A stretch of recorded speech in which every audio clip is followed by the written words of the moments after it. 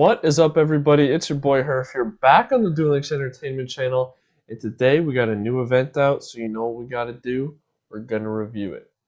So this time we have the Tag Duel event tournament until November 10th, 2020.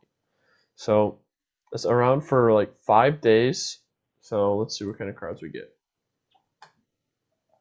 So first of all, let's just look at the rewards for going through this stuff. So you get 10 gems there, so we're at 30 gems, 40 gems, right, yeah, 40 gems, 50, 60, 70, 80, 100, 120 gems for going through the first 2 cups 3 times. So that's kind of bad. I mean, it's not, I don't think it's lower than the other ones, but basically the best strategy for this event is to just go through the final cup as well as the special cup that comes around. So duel through the Dark Side Dimension Cup and the 5Ds Cup once a piece, just so you can unlock the next ones. And then once the final cup comes around, you just duel through the final one because that has the most gems as well as a guaranteed ultra rare from it. And then the special cup by far has the most gems. That's the best way, unless you care about like 30 gems. But yeah, not very good gem put out. Besides, probably in the GX Cup we'll get something better. But that is not out yet. So already gem output is pretty meh compared to the last event. Last event wasn't great gems either, but I'm sorry. But this event is much more like auto dually, so I mean, I guess that helps because you could just put like a generic, like any kind of back row deck, and then just auto duel, and you should be fine. So, I mean, there are pros and cons.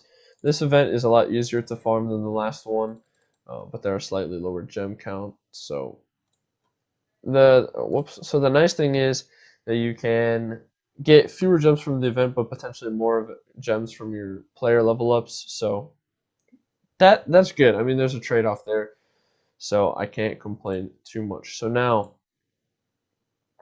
starting at the bottom like usual, we got a bunch of keys, not really important, a bunch of gold, some gems, not very good gems. All right, so let's just crawl up here. Reprints.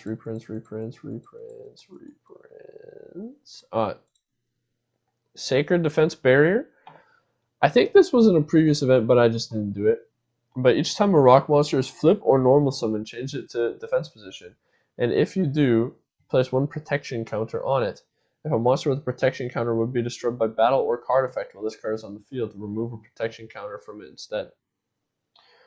So, kind of bad. But it could be good in like something like Rock Stun.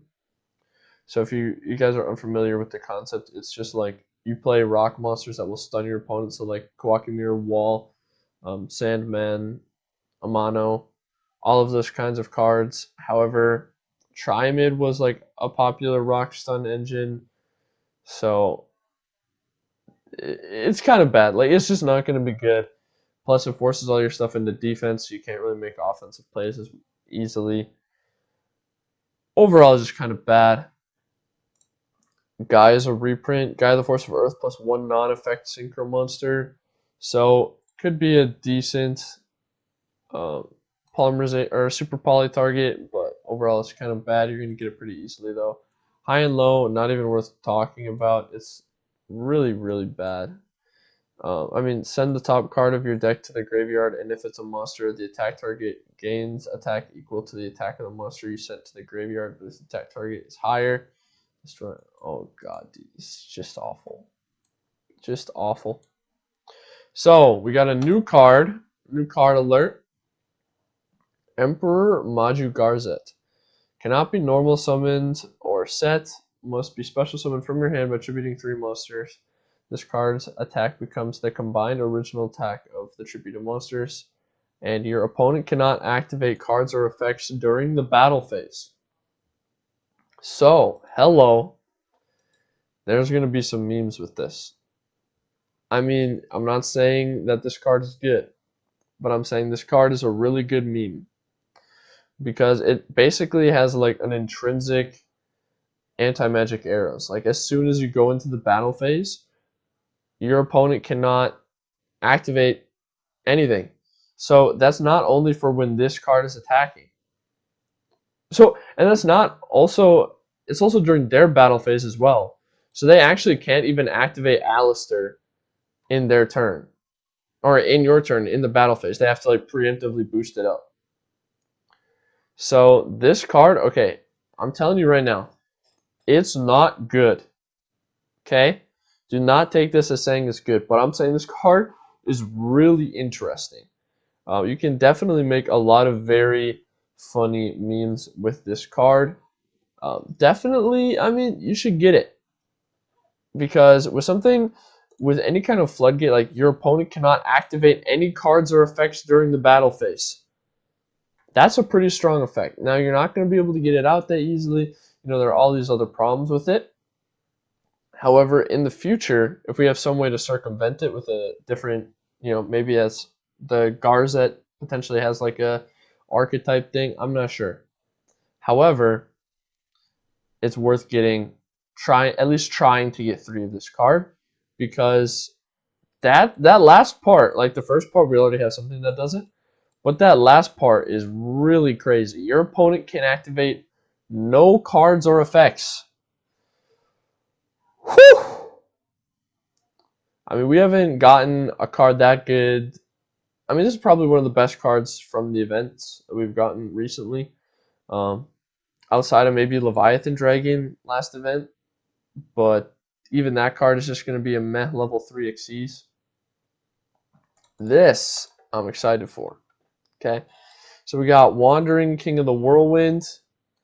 If you control a Fiend type tuner with 1500 or less attack, you can special this from your hand. And if you attempt this, you cannot special summon monsters from the extra deck for the rest of this turn, except synchro monsters during your main phase, except the turn this was sent to the graveyard. You can banish this card. So, I mean, it's good. If you don't have it, probably should get it. Star Blast, now limited to 1. Nice. So they put it to 1, and then they reprint it. Nice. Thanks, Konami. You are nice. I don't have a lot to say to Konami after this. This is a big slap in the face. I mean, they made the card essentially unplayable, and then they released it in an event. Like, why would you do that? I whatever.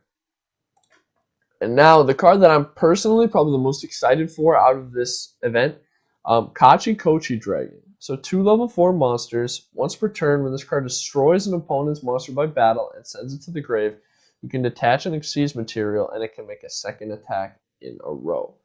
So immediately when I thought of this, I was like, wow, this card is just a better Gagaga Samurai.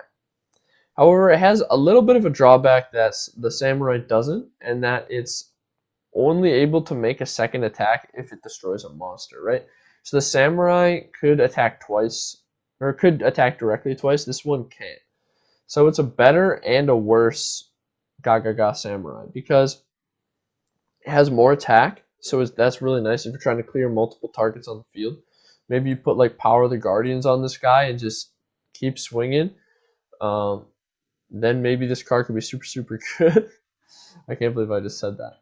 But overall, I mean, it's just a good, like, generic rank 4 Xyz that is probably worth getting because, I mean, why not? I mean, it's just in an event, so you can just auto duel through it, hit some things. So ultimately, the biggest takeaways from this event: Emperor Maju Garzet, make sure you get it. Kachi Kochi Dragon, make sure you get it. Kachi Kochi Dragon, you probably only need 1 of, so you can wait until the final cup to go hard because that's when they give you a free Kachi Kochi. But this guy, I'm not, like I said, don't confuse me. It's not good, but it is interesting. So, and with that, I think I'm going to end the video here before I say interesting any more times. But thank you very much for checking out the channel. Make sure you hit like, comment, subscribe. Make sure you check out the Twitch. Make sure, well, the Twitch primarily because we hold tournaments there, and those are really cool. You'll learn a lot from the best players around the world playing them practically every single day. And if you want to join those tournaments, you have to join the Discord, which will alert you. I mean, it's a $10 free entry tournament practically every single day. It's really amazing. Make sure you get in there, as well as we'll actually notify you of more YouTube videos from the Discord. That's a really good avenue to get notified when we upload as well for more content. So thank you very much, and I'll see you guys next time.